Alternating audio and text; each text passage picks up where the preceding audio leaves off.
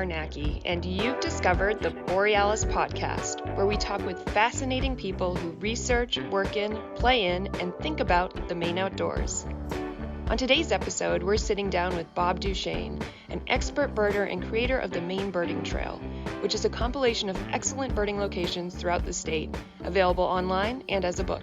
If this were a hobby where you could learn everything you see and that was the end of it, it might get pretty boring after a while.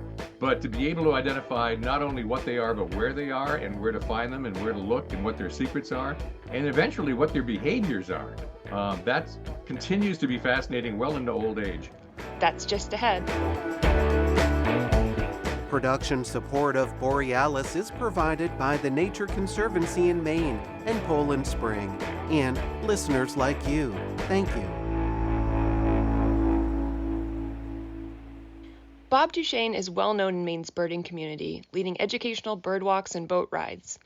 He writes a weekly column for the Bangor Daily News called Good Birding, and he creates videos about birding that he posts on his YouTube channel. I've known Bob for many years. I've been lucky enough to go birding with him twice, and I'd consider myself a novice birder, so I'm often asking him for advice. So I figured, why not do that on the Borealis Podcast? I've known you for a long time as a birding expert, and I've even reached out to you to get you to help me to ID some birds over the years.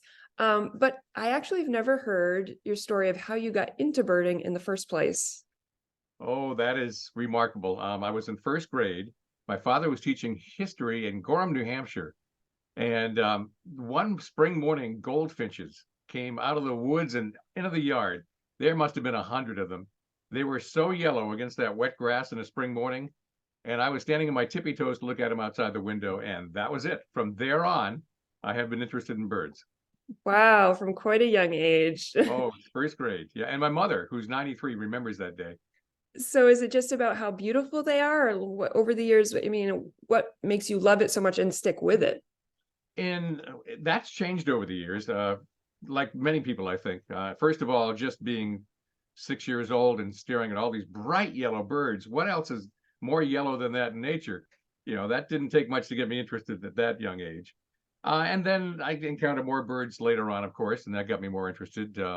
The children's library I used to go to had mountain ash trees outside, so the cedar waxwings would just flock in there in big numbers, and I'd watch them. And that same library had a stuffed bird display. And every time I would go in there to get a book, I would simply look at the display and say, "Oh, I want to see all these, even the extinct ones." so it sort of grew from there. Like most people, you start out wanting to be able to identify everything you see. Then I wanted to identify everything I heard. Then I wanted to know where they were all hiding. and it just grew from there. And so I just sort of knew more and more without trying. Well, it seems like a bit of a treasure hunt. Are there any goals that you've tried to achieve? I know some birders go out and they try to do like a big year, or they have a life list where they keep all the species that they've seen. Do you do that? I do. I do the life list. And I blame Roger Torrey Peterson for that, because when he wrote the original guides back in the 30s, he had a checklist of birds in the front as terming it a life list. And so since I got that at a young age, I just started checking them off, and it stuck.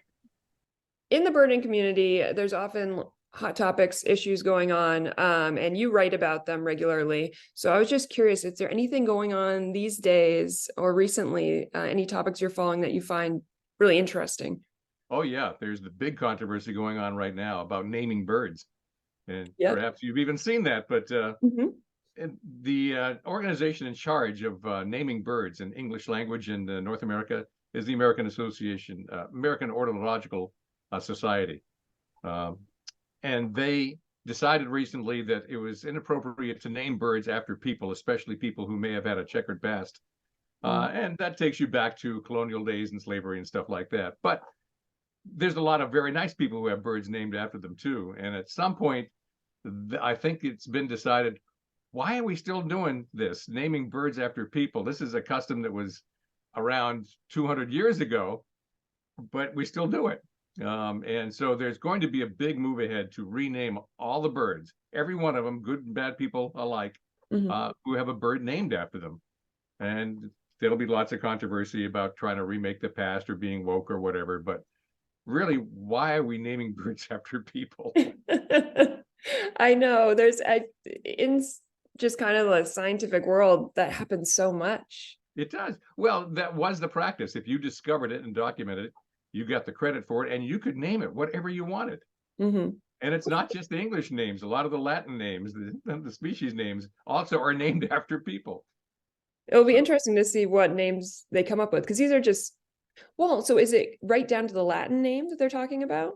Both. Yeah, they want to, I think they want to rename basically everything. That the Latin name, I'm not sure, since that's universal, I'm not sure how much authority they have to do that. I have to go back and look that up.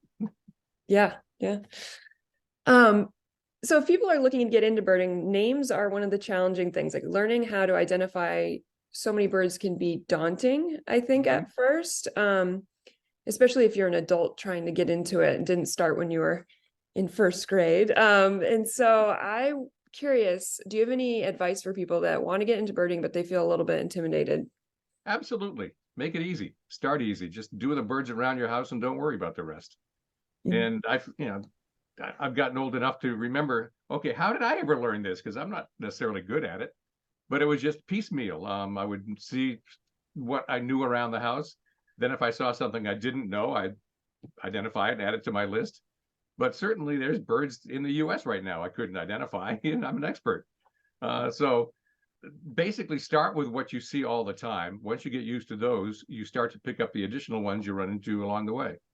So if you have a house or you're up to camp or you go golfing, whatever, wherever you are, just get to know those and don't worry about the rest. And with you, birding is more than just being able to identify birds, because I've gone out birding with you and you knew where birds would be, like the type of habitats they'd be in and at what time of year. So that's another kind of component to birding. How important is that to, like, once you identify the bird, to learn about the bird? Absolutely important. And that's the fun part of it. If this were a hobby where you could learn everything you see and that was the end of it, it might get pretty boring after a while. But to be able to identify not only what they are, but where they are and where to find them and where to look and what their secrets are, and eventually what their behaviors are, that continues to be fascinating well into old age. But in general, is there something that makes for a good birding spot, or does that change throughout the year? That's the fun part of it, is there are so many habitats, especially in Maine. Maine is just so rich in different habitats. We have a northern forest and a southern forest that they start to switch over about halfway through. Once you get above Moosehead Lake, it becomes much more coniferous. You've got sandy beaches in the southern part of the state and the rocky shore in the north. You've got all these islands and bays and coves. Sand. I mean, there's just so much different habitat that we are just really rich in diversity compared to other pure states. And so to document that in a birding trail was not just where are the birds, but here are all the habitats where you can go find cool stuff. Yeah. And is there like a favorite time of year for you to go birding in Maine, or at least favorite too? I think everyone probably likes the spring when the birds are singing, and I certainly do. And it's funny because I am pretty good at recognizing what I hear. So often I won't even look. It's just like listening to my old friends come back. And so spring definitely, but the rest of the year is pretty good. I like winter. I'll go anywhere along the coast in winter and look for sea ducks and all those specialties. You get up to the Columbia Falls Blueberry Barrens, and snow buntings can be all over at this time of year. So no matter what the season is, something's going on in Maine. So has there been a bird that's been challenging for you to find, and to what lengths do you go? Funny you should mention that. I do keep a grudge list. Birds I've tried to find and failed. And number one at the top of the list is boreal owl. It doesn't nest that much further north. It's not known to nest in Maine, but it's suspected it could. We've got the habitat. But it's just a little further north of us in Ontario. And it's a tiny owl like our northern saw-whet owl. And I have tried multiple times to find that sucker. And no luck so far, but I'm not done trying. So has anything surprised you about birding? I'm sure everything has surprised me about birding. I guess what has delighted me more than anything else is probably a weird one. There's been a sea change in the amount of people interested in birds and their backyard birds ever since the epidemic. Really, the pandemic locked people at home, and they spent more time watching what was going on around them, I think, or got out in the woods where they could be solitary. And more people just all of a sudden got interested in birds, and that was a welcome change that I didn't see coming. It's nice that you find it to be a welcome change. And do you think that in general, like, what is the birding community like? Can that be intimidating to people, or is it pretty welcoming? Oh, it varies, I think, but by and large, it's really welcoming. I think people are afraid to go along on warbler walks or field trips or anything because they're going to feel inadequate compared to the leaders. But the leaders are thinking just the opposite. It's like, oh, ho hum, I've done all this before. I know everything, but I love sharing it. So the more novice the person, the better it is, because I can share everything. And it's exciting to share what you know and to be able to point out things other people would miss. So by all means, if you're ever afraid of being embarrassed by going along, don't be, because that's what we love to do. Are there a lot of events and workshops, things like that in Maine for people to tag along? Yeah, as people have gotten more and more interested in birding, festivals have come along, and those have become quite popular. There are now 4 big ones in the state, weekend-long ones, 3 along the coast, and then 1 over in the Rangeley area. And they go consecutive weekends in the spring. And those are pretty much filling up every year with new people every year. It's not the same ones over and over. So these have become quite popular, and they're just extraordinary and good places to see a lot of birds with somebody who can point them out.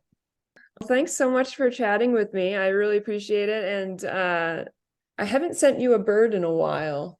I'll have to fix that. Send you a fuzzy photo of a bird and see if you can identify it. Yes, please do.